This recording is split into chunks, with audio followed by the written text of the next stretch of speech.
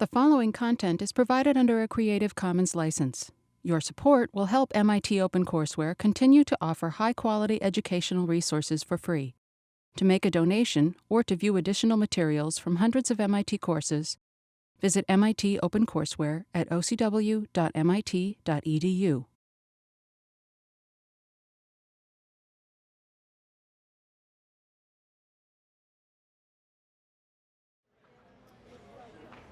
Okay, welcome back, or welcome, depending on whether you've been away or not. I'm going to start with two simple announcements.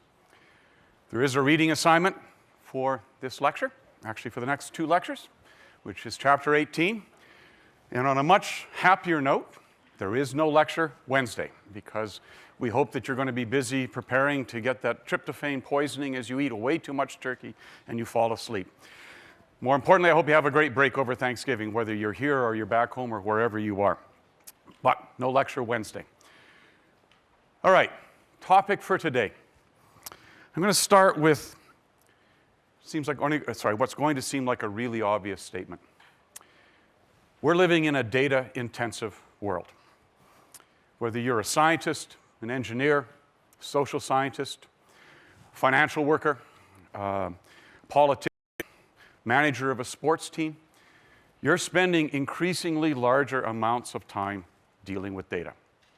And if you're in one of those positions, that often means that you're either writing code or you're hiring somebody to write code for you to figure out that data. And this section of the course is focusing on exactly that issue. We want to help you understand what you can try to do with software that manipulates data, how you can write code that would do that manipulation of data for you, and especially what you should believe about what that software tells you about data. Because sometimes it tells you stuff that isn't exactly what you need to know. And today we're going to start that by looking at particularly the case where we get data from experiments. So think of this lecture and the next one as sort of being statistics meets experimental science. So what do I mean by that? Imagine you're doing a physics lab, biology lab, a chemistry lab, or even something in sociology or anthropology. You conduct an experiment to gather some data. It could be measurements in a lab. It could be answers on a questionnaire. You get a set of data.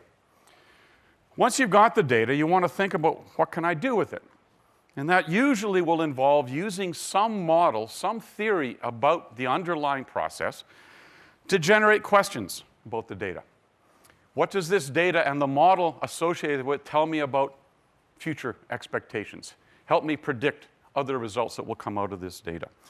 In the social case could be, how do I think about how people are going to respond to a poll about who are you voting for in the next election, for example. Given the data, given the model, the third thing we're typically going to want to do is then design a computation to help us answer questions about the data. Run a computational experiment to complement the physical experiment or the social experiment we use to gather the data in the first place.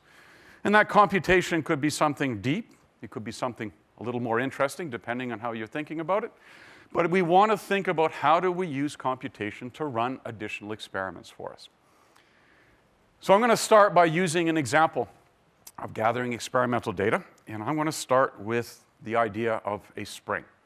How would I model a spring? How would I gather data about a spring? And how would I write software to help me answer questions about a spring? So what's spring?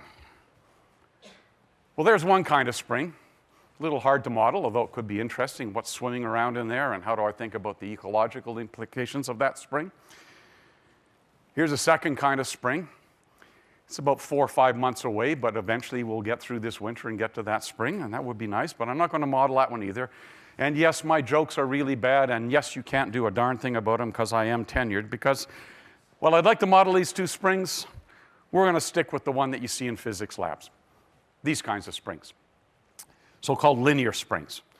And these are springs that have the property that you can stretch or compress them by applying a force to it, and when you release them, they literally spring back to the position they were originally. So we're going to deal with these kinds of springs. And the distinguishing characteristics of these two springs and others in this class is that that force you require to compress it or stretch it a certain amount, the amount of force you require varies linearly in the distance. So if it takes some amount of force to compress it, some amount of distance, it takes twice as much force to compress it, twice as much of a distance. It's linearly related. Okay, so each one of these springs, these kinds of springs, has that property. The amount of force needed to stretch or compress, it's linear in that distance.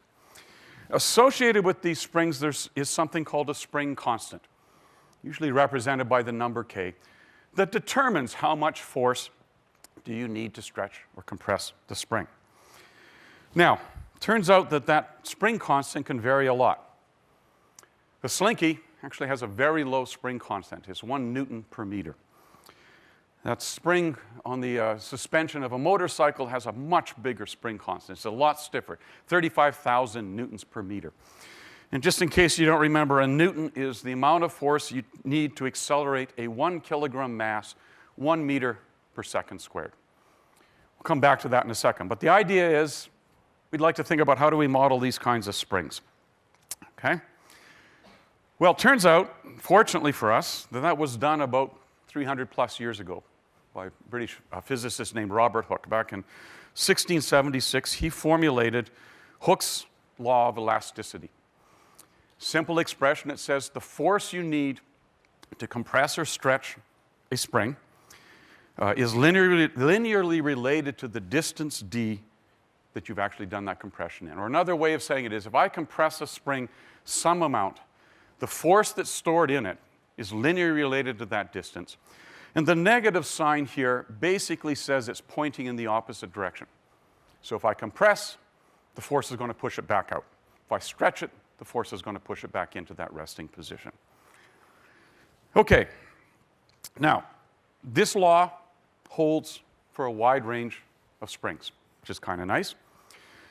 It's going to hold both in biological systems as well as in physical systems. It doesn't hold perfectly. There's a limit to how much you can stretch, in particular a spring, before the law breaks down. And maybe you did this as a kid, right? If you take a slinky and pull it too far apart, it stops working because you've exceeded what's called the elastic limit of the spring. Similarly, if you compress it too far, although I think you have to compress it a long ways, it'll stop working as well. Okay? So it doesn't hold completely, and it also doesn't hold for all springs, only those springs that satisfy this linear law, which are a lot of them. So for example, it doesn't apply to rubber bands, doesn't apply to recurve bows. Those are two examples of springs that do not obey this linear relationship. But nonetheless, there's Hooke's law. And one of the things we could do is say, well, let's use it to do a little bit of reasoning about this spring. So we can ask the question, how much does a rider have to weigh to compress this spring by 1 centimeter?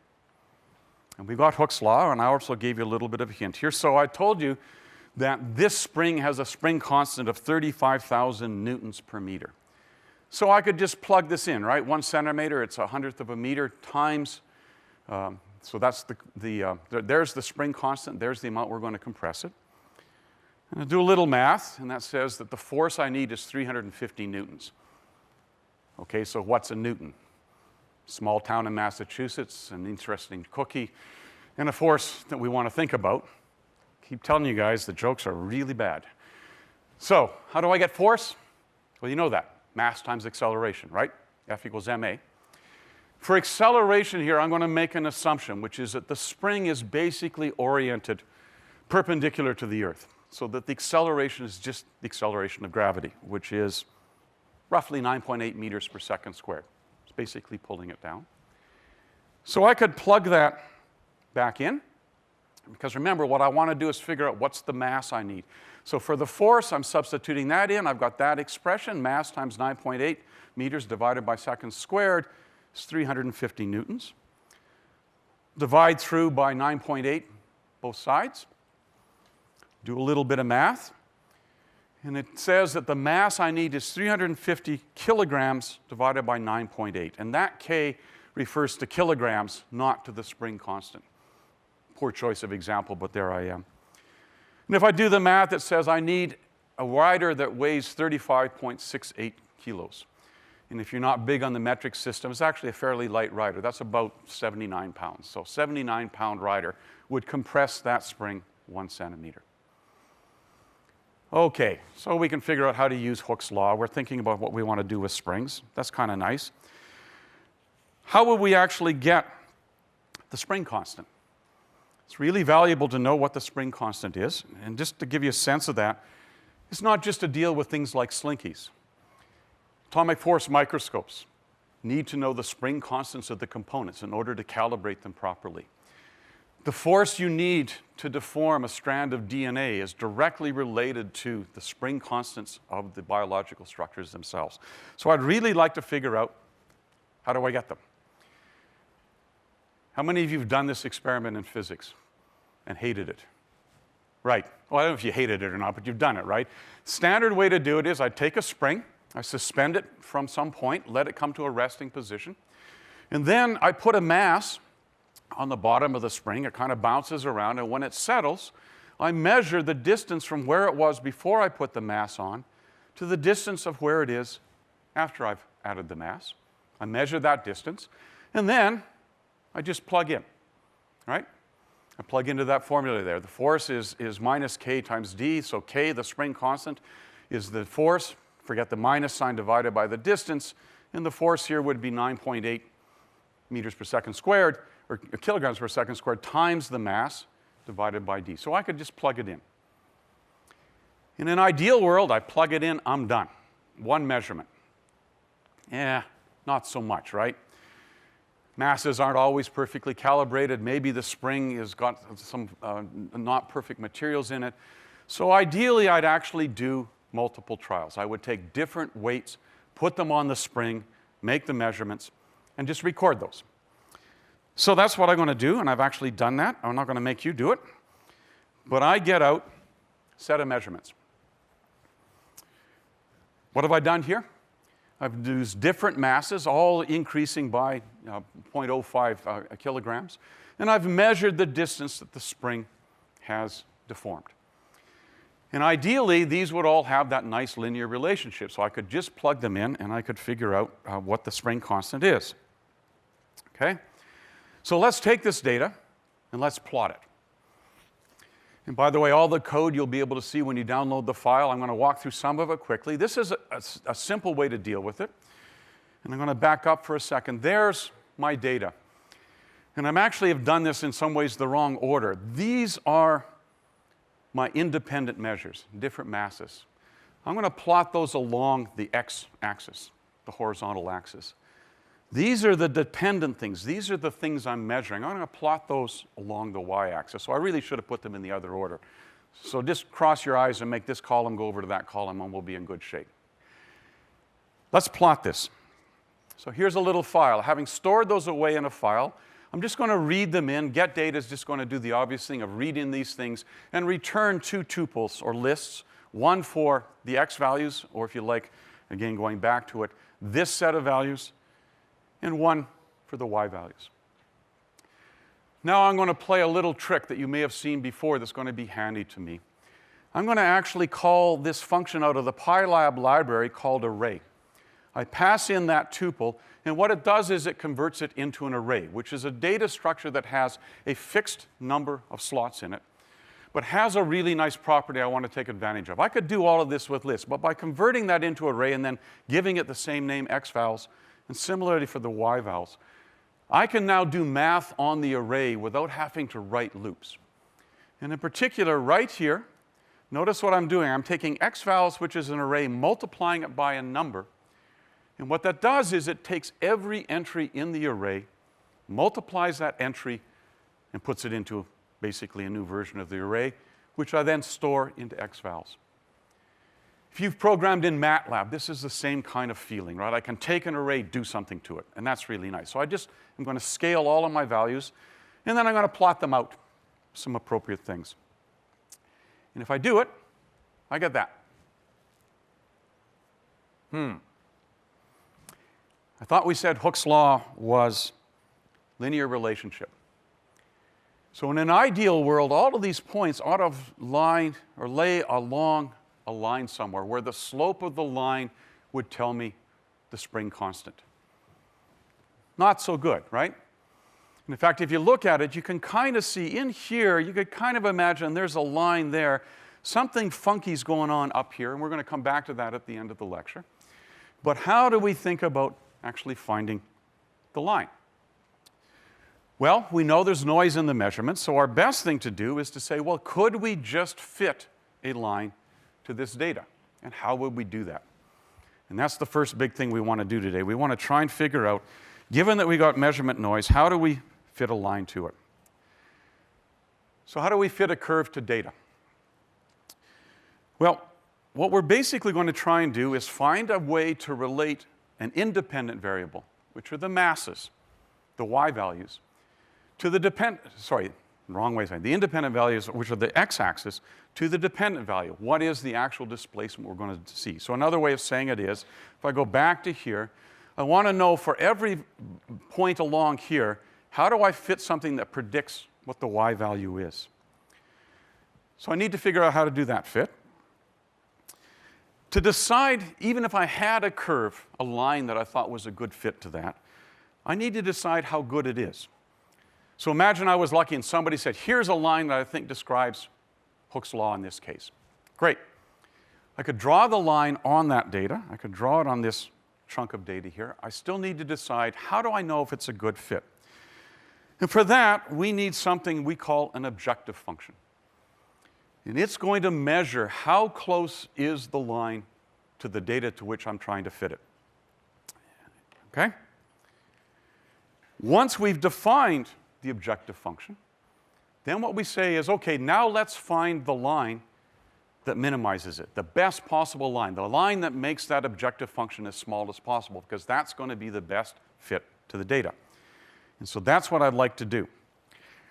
We're going to do it for general curves, but we're going to start just with lines, with linear functions. So in this case, we want to say, what's the line such that some function of the sum of the distances from the line to the measured points is minimized? And I'm going to come back in a second to how do we find the line, but first we've got to think about what does it mean to measure it. Okay, so I've got a point. Imagine I've got a line that I think is a good match for the thing fitting the data. How do I measure distance? Well, there's one option. I could measure just the displacement along the x-axis. Here's a second option. I could measure the displacement vertically. Or a third option is I could actually measure the distance to the closest point on the line, which would be that perpendicular distance there. All right, you're way too quiet, which is always dangerous. What do you think? I'm going to look for a show of hands here. How many people think we should use x as the thing that we measure here? Hands up. Please don't use a single finger when you put your hand up. All right, good. How many people think we should use p, the perpendicular distance? Reasonable number of hands. And how about y? And I see actually about split between p and y, and that's actually really good. X doesn't make a lot of sense, right? Because I know that my values along the x-axis are independent measurements. So the displacement in that direction doesn't make a lot of sense. P makes a lot of sense, but unfortunately isn't what I want. We're going to see examples later on where, in fact, minimizing things where you minimize that distance is the right thing to do. When we do machine learning, that is how you find what's called a classifier or a separator. But actually here, we're going to pick y. And the reason is important. I'm trying to predict the dependent value, which is the y value, given an independent new x value. And so the displacement, the uncertainty, is in fact the vertical displacement. And so I'm going to use y. That displacement is the thing I'm going to measure as the distance. Okay. How do I find this? I need an objective function that's going to tell me what is the closeness of the fit. So here's how I'm going to do it. I'm going to have some set of observed values. Think of it as an array. I've got some index into them, so the indices are giving me the x values, and the observed values are the things I've actually measured. If you want to think of it this way, I'm going to go back to this slide really quickly. The observed values are the displacements or the values along the y-axis. Sorry about that. Okay. Let's assume that I have some hypothesized line that I think fits this data. y equals ax plus b. I know the a and the b. I've hypothesized it. Then predicted will basically say, given the x value, the line predicts here's what the y value should be. And so I'm going to take the difference between those two and square them.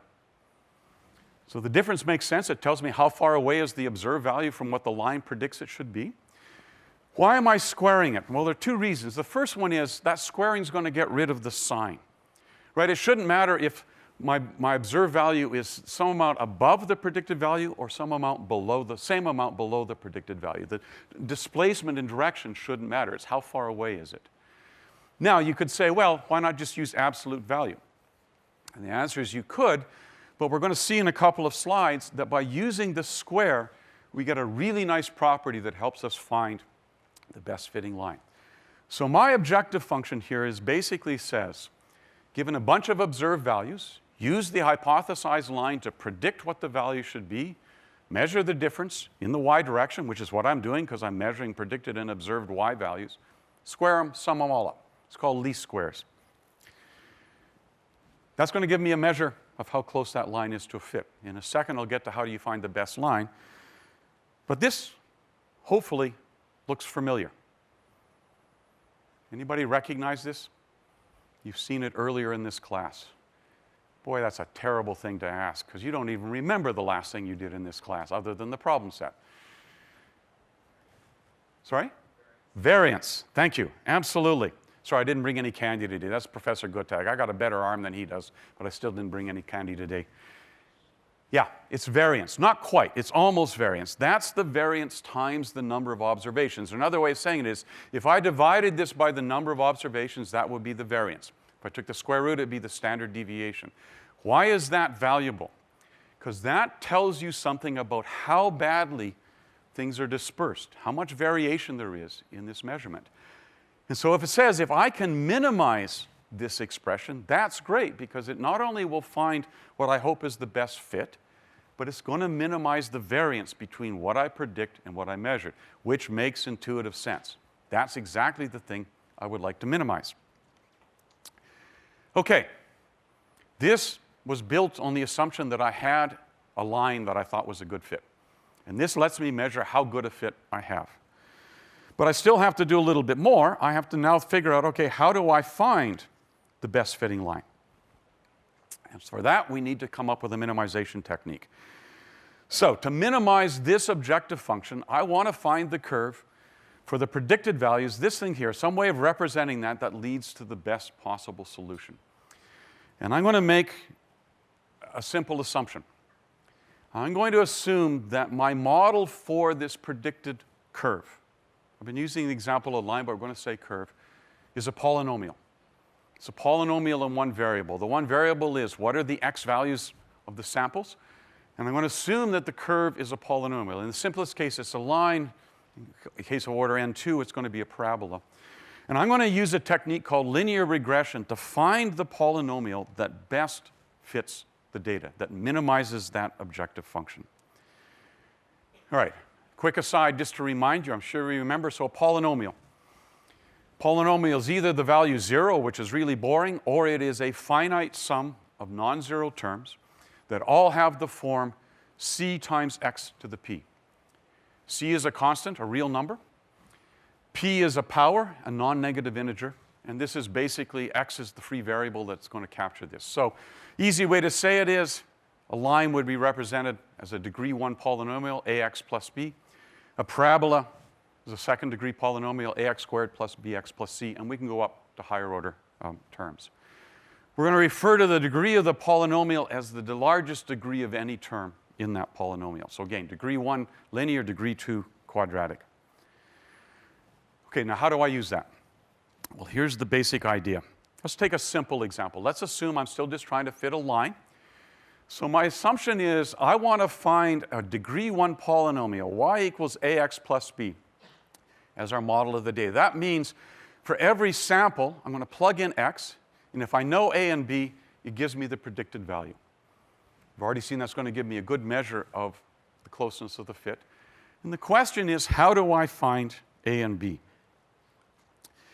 My goal is find a and b such that when we use this polynomial to compute those y values, that sum squared difference is minimized.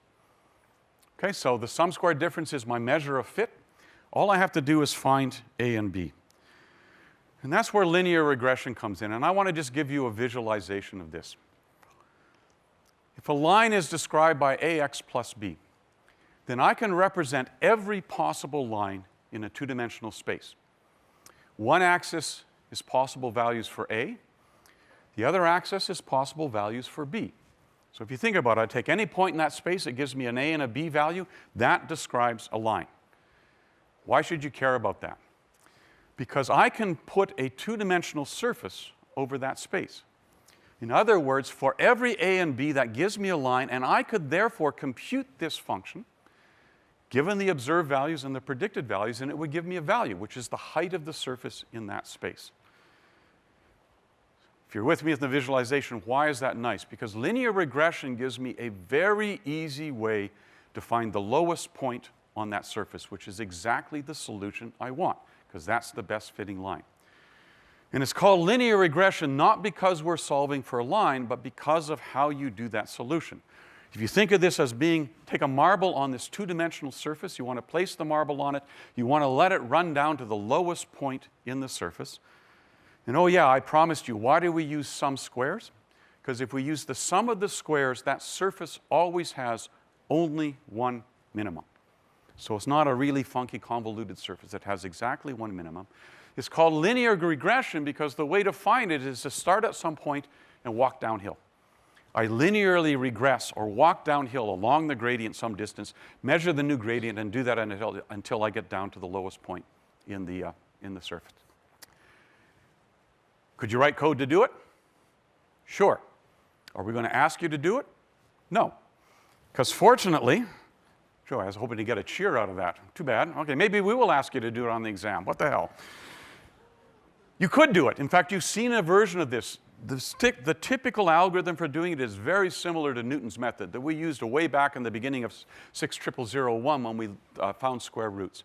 You could write that kind of a solution, but the good news is that the nice people who wrote Python, or particularly PyLab, have given you code to do it. And we're going to take advantage of it.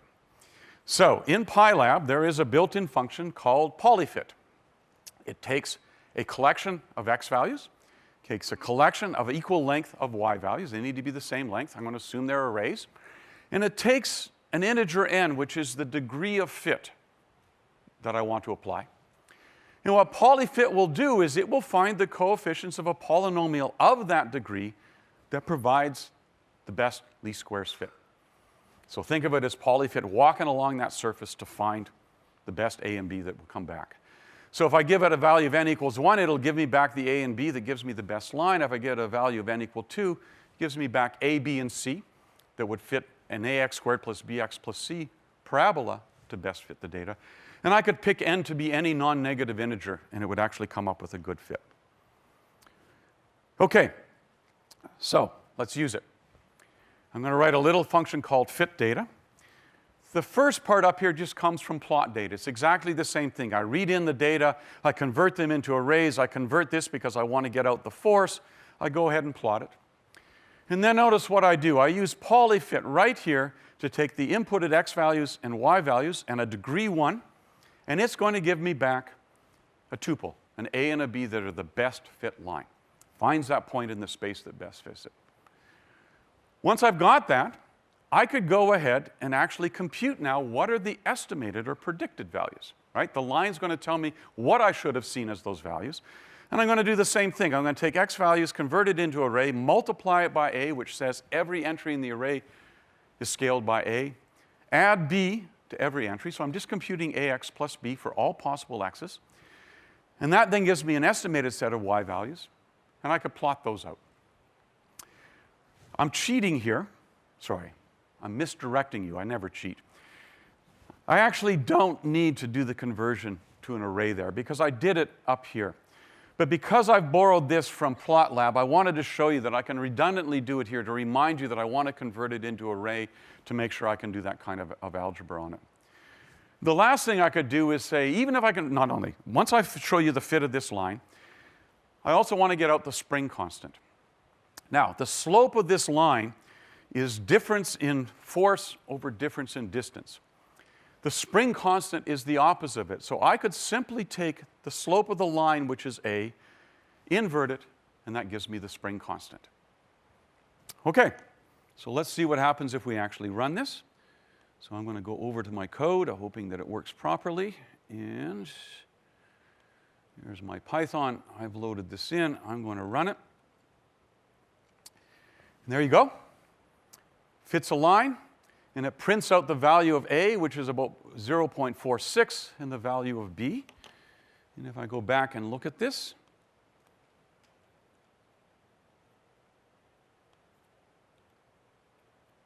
there we go. Spring constant's about 21.5, which is about the reciprocal of 0.046. So you can figure that out. And you can see it's not a bad fit to a line through that data.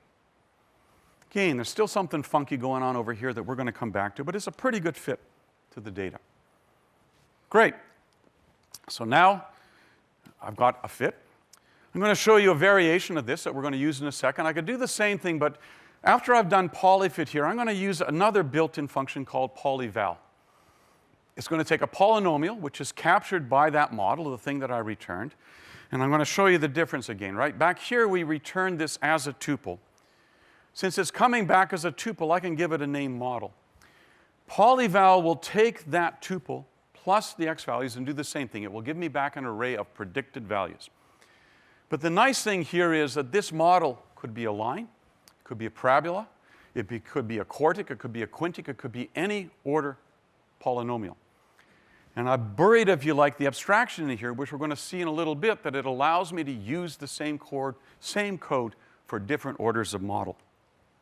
And if I ran this, it would do exactly the same thing. All right, I'm going to come back to thinking about what's going on in that spring in a second. But I want to show you another example. So here's another set of data. Well, in a little bit, I'll show you where that mystery data came from. But here's another set of data that I've plotted out. I could run the same thing. I could run exactly the same code and fit a line to it. And if I do it, I get that. All right, what do you think? Good fit? Show of hands. How many people like this fit to the data? Show of hands. How many people don't like this fit to the data? Show of hands. How many hope that I'll stop asking you questions? Don't put your hands up. Yeah, thank you. I know. Too bad. It's a lousy fit. And you kind of know it, right? It's clear that this doesn't look like it's coming from a line, or if it is, it's a really noisy line. So let's think about this. What if I were to try a higher order degree? Let's change the 1 to a 2. Sorry, I'm going to come back to that in a second. I've changed the 1 to a 2. That says I'm still using the polynomial fit, but now I'm going to ask what's the best fitting parabola? ax squared plus bx plus c. Simple change. Because I was using polyval, exactly the same code will work. It's going to do the fit to it. This is, by the way, still an example of linear regression. So think of what I'm doing now. I have a three-dimensional space. One axis is A values, second axis is B values, third axis is C values. Any point in that space describes a parabola, and every point in that space describes every possible parabola. And now you got to twist your head a little bit. Put a four-dimensional surface on that three-dimensional basis, where the point in that surface is the value of that objective function. Play the same game. And you can't. It's just a higher dimensional thing. So you're, again, going to walk down the gradient to find the solution. And be glad you don't have to write this code, because PyLab will do it for you freely. But it's still an example of regression, which is great. And if we do that, we get that fit. Actually, just to show you that, I want to run it, but it will do exactly the same thing. If I go over to Python, wherever I have it here, I'm going to change that order of the model. Oops, it went a little too far for me. Sorry about that. Go back and do this again. There's the first one. And there's the second one. Okay. So I could fit different models to it. Quadratic clearly looks like it's a better fit. I hope you'll agree. So, how do I decide which one's better, other than eyeballing it? And then, if I could fit a quadratic to it, what about other orders of polynomials? Maybe there's an even better fit out there. So how do I figure out what's the best way to do the fit? And that leads to the second big thing for this lecture. How good are these fits? What's the first big thing? The idea of linear regression, a way of finding fits of curves to data. But now I've got to decide how good are these. And I could ask this question two ways. One is just relative to each other, how do I measure which one's better, other than looking at it by eye? And then the second part of it is, in an absolute sense, how do I know where the best solution is? Is quadratic the best I could do, or should I be doing something else to try and figure out a better solution, a better fit to the data? Okay, the relative fit. What are we doing here? We're fitting a curve which is a function of the independent variable to the dependent variable. What does it mean by that? I've got a set of x values. I'm trying to predict what the y value should be, the displacement should be. I want to get a good fit to that. The idea is that given an independent value, it gives me an estimate of what it should be, and I really want to know which fit provides the better estimates. And since I was simply minimizing mean squared error, average square error, an obvious thing to do is just to use the goodness of fit by looking at that error. Why not just measure where am I on that surface and see which one does better? Or actually be two surfaces, one for a linear fit, one for a quadratic one.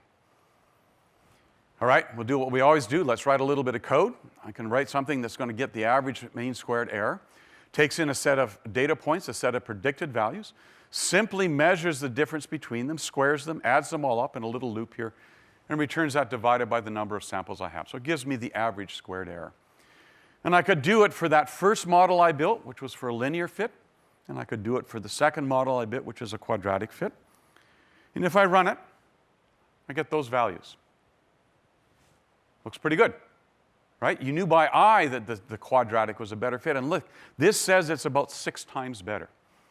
That the residual error is 6 times smaller with the quadratic model than it is with the linear model. Great. But with that, I still have a problem, which is, okay, it's useful for comparing two models, but is 1524 a good number? Certainly better than 9,000 something or other, but how do I know that 1524 is a good number? How do I know there isn't a better fit out there somewhere? Well, good news is we're going to be able to measure that. It's hard to know because there's no bound on the values. And more importantly, this is not scale independent. What do I mean by that? If I take all of the values and multiply them by some factor, I would still fit the same models to them. They would just scale, but that measure would increase by that amount. So I could make the error as big or as small as I want by just changing the size of the values. That doesn't make any sense. I'd like a way to measure goodness of fit that is scale independent and that tells me for any fit how close it comes to being the perfect fit to the data. And so for that, we're going to use something called the coefficient of determination, written as r squared. So let me show you what this does, and then we're going to use it. The y's are measured values. Those are my samples I got from my experiment. The p's are the predicted values. That is, for this curve, here's what I predict those values should be. So the top here is basically measuring, as we saw before, the sum squared error in those pieces. Mu down here is the average or mean of the measured values. It's the average of the y's. Okay? So what I've got here is in the numerator, this is basically the error in the estimates from my curve fit. And in the denominator, I've got the amount of variation in the data itself. Right? This is telling me how much does the data change from just being a constant value. And this is telling me how much do my errors vary around it. That ratio is scale independent because it's a ratio. So even if I increase all of the values by some amount, that's going to divide out, which is kind of nice. So I could compute that. And there it is. R squared is, again, that expression. I'll take in a set of observed values, a set of predicted values. And I'll measure the error. Again, these are arrays, so I'm going to take the difference between the arrays. That's going to give me piecewise or pairwise that difference. I'll square it. That's going to give me at every point in the array the square of that distance. And then, because it's an array, I can just use the built-in sum function to add them all up. So that's going to give me, if you like, the values up there. And then I'm going to play a little trick. I'm going to compute the mean error, which is that thing divided by the number of observations. Why would I do that?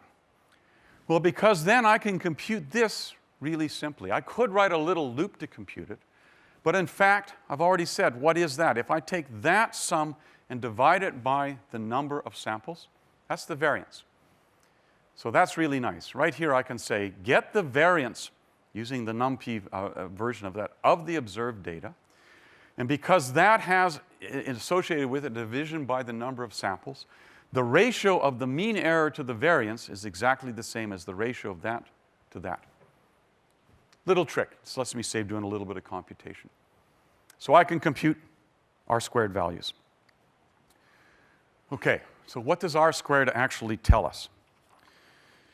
What we're doing is we're trying to compare the estimation errors, the top part, with the variability in the original values, the bottom part.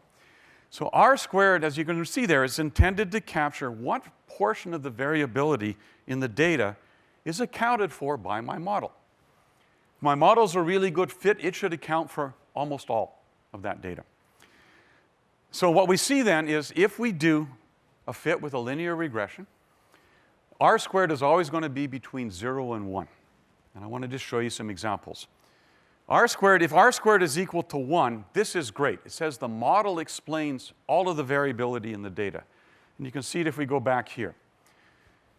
How do we make R-squared equal to 1? We need this to be 0, which says that the variability in the data is perfectly predicted by my model. Every point lies exactly along the curve. That's great. Okay? Second option at the other extreme is if R-squared is equal to 0, you basically got bupkis, which is a well-known technical term, meaning there's no relationship between the values predicted by the model and the actual data. That basically says that all of the variability here is exactly the same as all the variability in the data. The model doesn't capture anything, and it's making this 1, which is making the whole thing 0. And then in between, an R-squared of about a half says you're capturing about half the variability. So what you would like is a system in which your fit is as close to an R-squared value of 1 as possible, because it says my model is capturing all the variability in the data really well. Okay, so two functions that will do this for us. We're going to come back to these in the next lecture. The first one, called generate fits or gen fits, will take a set of x values, a set of y values, and a list or a tuple of degrees. And these will be the different degrees of models I'd like to fit. I could just give it 1, I could give it 2, I could give it 1, 2, 4, 8, 16, whatever. And I'll just run through a little loop here where I'm going to build up a set of models for each degree, or d in degrees. I'll do the fit exactly as I had before. It's going to return a model, which is a tuple of coefficients. And I'm going to store that in models and then return it. And then I'm going to use that, because in test fits, I'll take the models that come from gen fits. I'll take the set of degrees that I also passed in there, as well as the values. I'll plot them out, and then I'll simply run through each of the models and generate a fit, compute the R-squared value, plot it, and then print out some data. Okay, with that in mind, let's see what happens if we run this.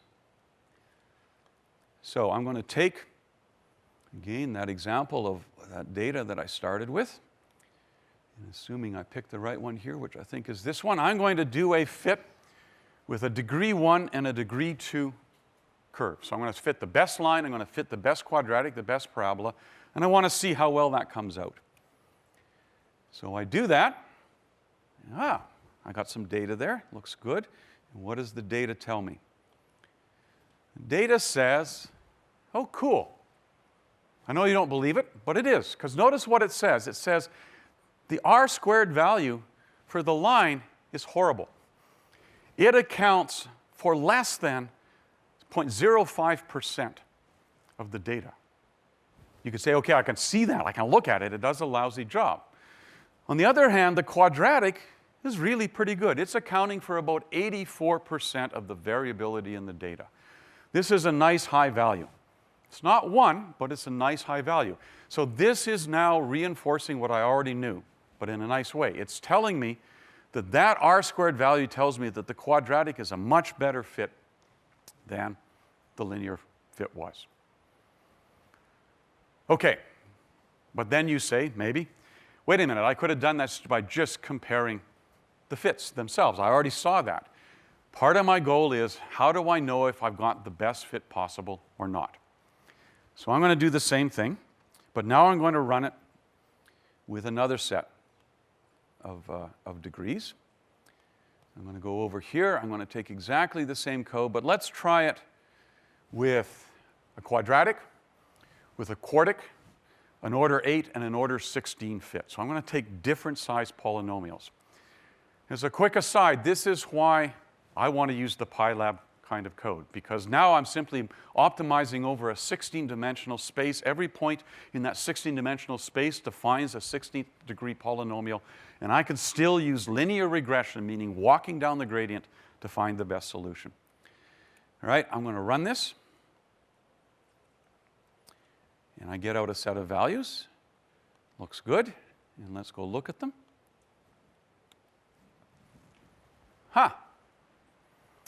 There's the r-squared value for quadratic, about 84%. Degree 4 does a little bit better. A degree 8 does a little bit better, but wow, look at that. Degree 16, a 16th order polynomial, does a really good job. It accounts for almost 97% of the variability in the data. That sounds great. Now, to quote something that your parents probably said to you when you were much younger, just because something looks good doesn't mean we should do it. And in fact, just because this has a really high r-squared value doesn't mean that we want to use the order 16th polynomial. And I will wonderfully leave you waiting in suspense, because we're going to answer that question next Monday. And with that, I'll let you out a few minutes early. Have a great Thanksgiving break.